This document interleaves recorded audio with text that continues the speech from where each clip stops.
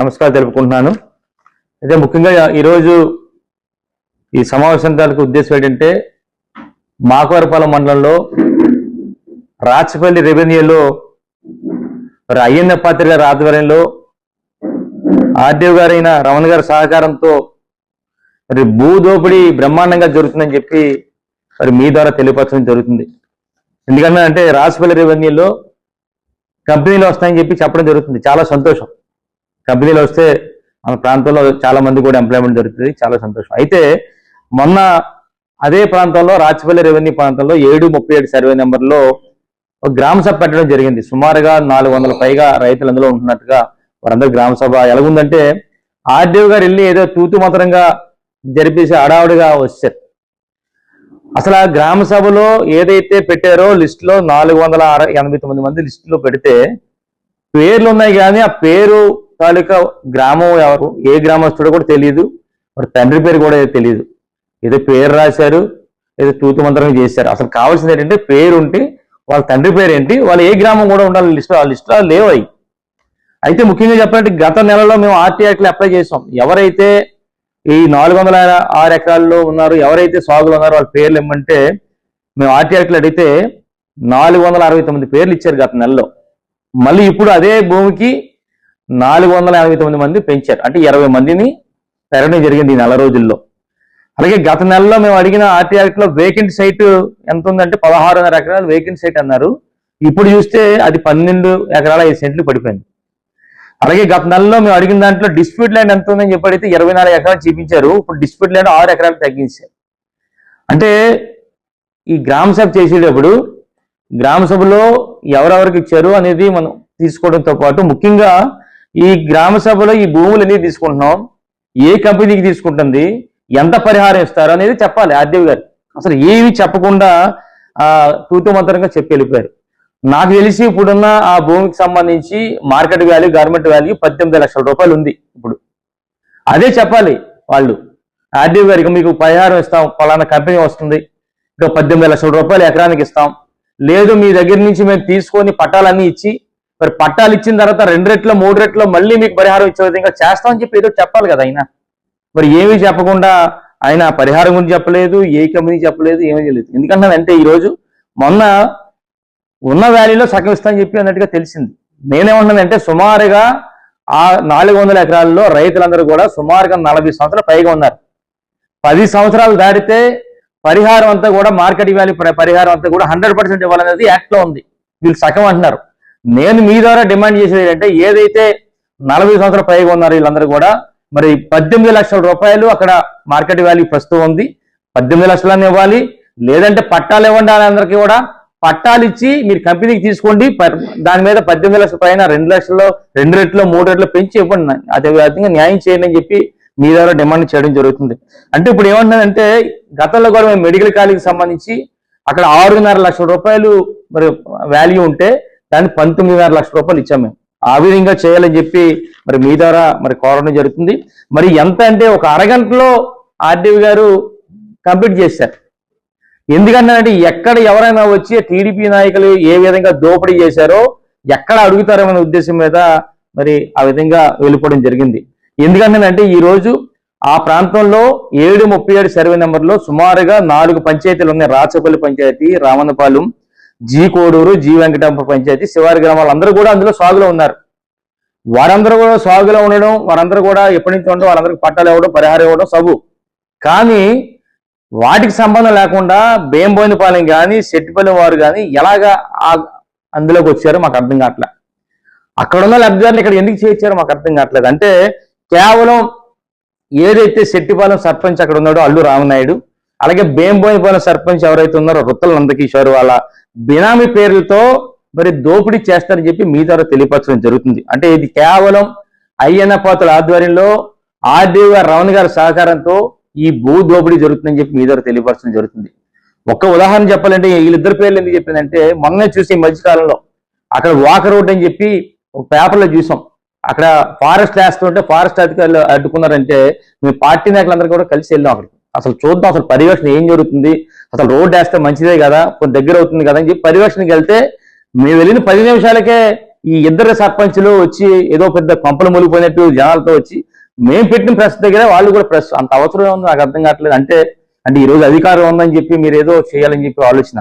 అదే విధంగా medical college గురించి కూడా మేము మాట్లాడుతుంటే ఇది ప్రభుత్వం చేస్తుంది, ప్రైవేట్ పరం చేస్తుంది, ప్రభుత్వ పరం చేయాలని చెప్పి మేము చెప్తుంటే ఇదే ఇద్దరు సర్పంచులు కూడా ఇది ప్రైవేట్ పరం కాదు, లేదా ఇది కాదు, జీవో లేదని చెప్పి రకరకాలుగా ప్రజల మభ్య పెట్టి ఆలోచన చేస్తే చివరికి స్వయంగా ఇక్కడ ముఖ్యమంత్రి గారే ఇది గతంలో జరిగింది, ఇది దాన్నే జీవో ఫాలో అవుతుందని చెప్పి అన్న తర్వాత వీళ్ళు మాట్లాడకుండా ఉన్నారు.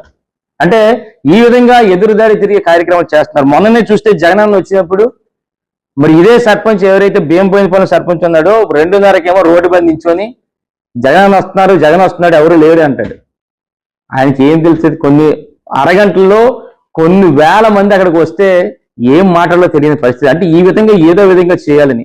మొన్న కూడా మెడికల్ కాలేజీకి సంబంధించి మేము ఒక ర్యాలీ చేస్తే ఆ ర్యాలీలో నేను ప్లే కార్డు చూపిస్తే ఆ ప్లే కార్డు మార్ఫింగ్ చేసి ఇదే సర్పంచ్ వాళ్ళ స్టేటస్ పెట్టి, అంటే ఈ విధంగా అంటే ఈ రోజు ప్రభుత్వం ఉంది కదా అని చెప్పి మనం ఏం చేసినా ఎదురుదాడి చేసినా అని చెప్పి అని ఉద్దేశం మీద ఉన్నారు. అందుకని అసలు వీళ్ళు ఏ విధంగా చేస్తున్నారు, ఎందుకు మరి అబద్ధాలను చేస్తారని దాని మీద వీళ్ళిద్దరి మీద ఫోకస్ చేస్తే వీళ్ళిద్దరి మీద ఫోకస్ చేసినప్పుడు ఈ భూ కుంభకోణాలన్నీ కూడా బయటికి రావడం జరిగింది. అందుకనే వివరంగా కొన్ని మాకు తెలిసిన విషయాలు కొన్ని మీ దగ్గర తెలియపరుస్తున్నాం, ఇంకా మరింతగా లోతుగా వెళ్తాం, అవి కూడా పెడతాం. ఒక్కటి చెప్పాలంటే ఈరోజు చూస్తే ఎవరైతే అక్కడ సర్పంచ్ ఉన్నారో ఎవరు మన అల్లు నాయుడు సర్పంచ్, మరి సెట్టిపాలెం సర్పంచ్ ఉన్నాడో ఈయన ఐందుపతి గారి ప్రధాన శిష్యుడు. మరి మనలో ఏదొచ్చినా సరే ఈయనే అక్కడ ఉన్న టీడీపీ నాయకులందరి మీద ఈయన లీడ్ చేస్తారు. ఈయన గురించి చెప్పాలంటే ఒక్కసారి మరి ఏదైతే ఇప్పుడు 400 ఎకరాలలో ఇప్పుడు గ్రామ సభ అయిందో అందులో ఈయన తాలూకా బినామీ పేర్లు మీకు డీటెయిల్ గా చెప్తా. గొర్లి సన్యాసి అని ఆయన సెట్టిపాలెం.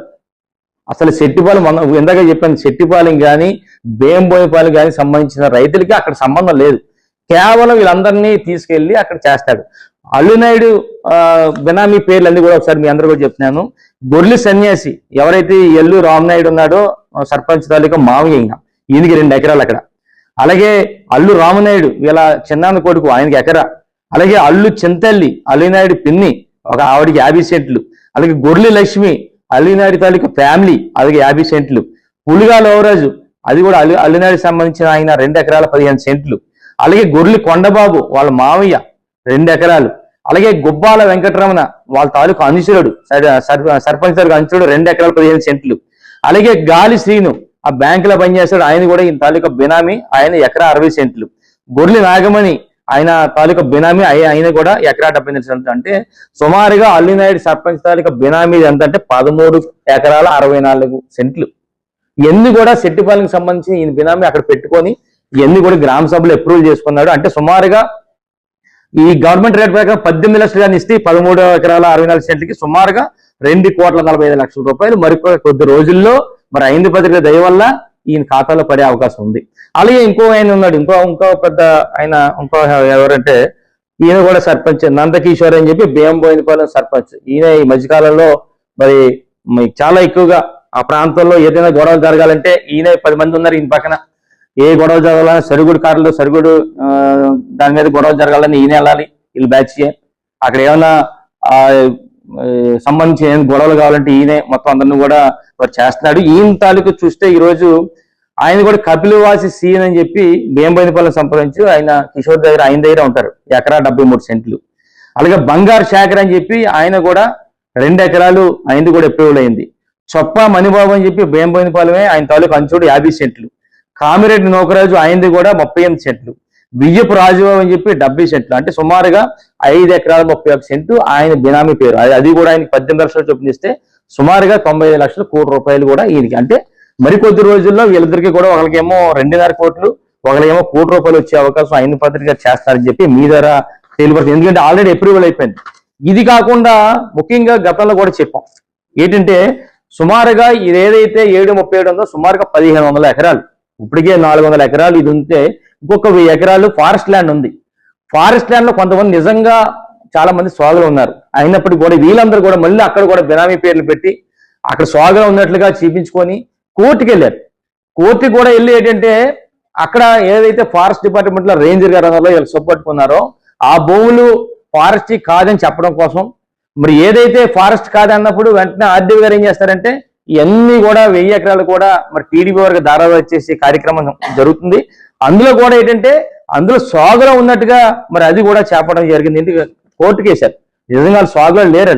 అయినప్పుడు కూడా ఇదే అల్లు రామనాయుడు సంబంధించి ఏం చేశాడంటే కోర్టులో వేసింది ఏంటంటే సుమారుగా గుబ్బల వెంకటరమణ సుమారుగా 5 ఎకరాల వరకు కూడా చేస్తున్నట్టుగా కోర్టులో వేశాడు.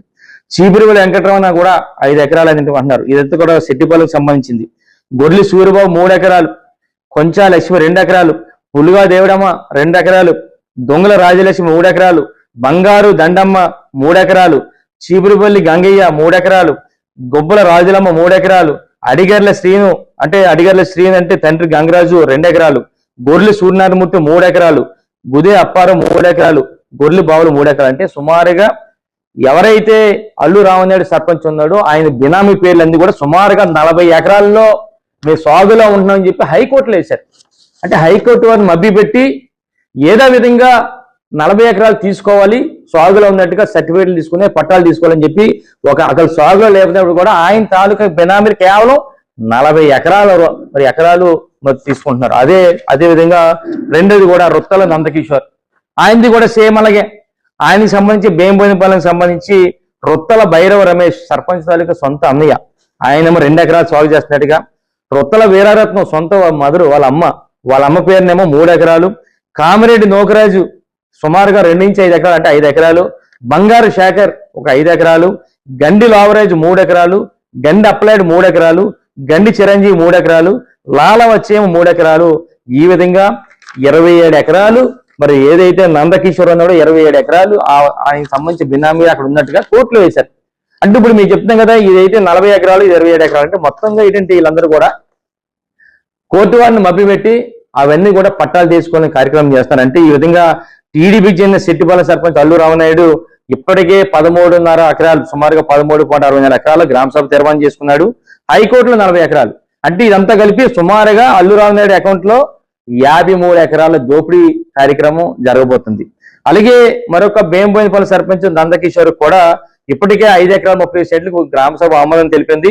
హైకోర్టులో 27 ఎకరాలకి అప్లై చేయడం జరిగింది. అంటే సుమారుగా ఇదొక 32 ఎకరాలు. ఈ దోపిడీ ఇద్దరు కూడా ఈ విధంగా అయ్యన్న పాత్ర ఆధ్వర్యంలో ఆర్డీఓ గారి సహకారంతో ఈ భూ దోపిడీ జరుగుతుందని చెప్పి మీ ద్వారా తెలియపరచడం జరుగుతుంది. అందుకని ఇప్పటికైనా సరే మా నియోజకవర్గ ప్రజలందరూ కూడా ఒకటే చెప్తాను, అయ్యన్న పాత్ర గొప్పగా చెప్పుకుంటాడు. అయ్యన్న పాత్రులు అంటే అభివృద్ధి అని, అయ్యన్న పాత్రులు అంటే అభివృద్ధి కాదు, అయ్యన్న పాత్రులు అంటే భూ దోపిడీ అనే సంగతి మరి మీ ద్వారా అందరూ కూడా తెలియపరిచుంటూ మరి ఇదే కాదు, ఇది మాకు వచ్చిన సమాచారం ఇప్పటికీ మరింతగా లోతుగా వెళ్తాం. మరిన్ని కార్యక్రమాలు వాళ్ళ దోపిడీ కార్యక్రమాలు కూడా మరిన్ని రోజుల్లో మీ అందరం కూడా మీ ముందు పెడతామని చెప్పి మీ ద్వారా తెలియపరుస్తూ నమస్కారాలు తెలుపుకుంటున్నాం. జై జగన్. నమస్తే.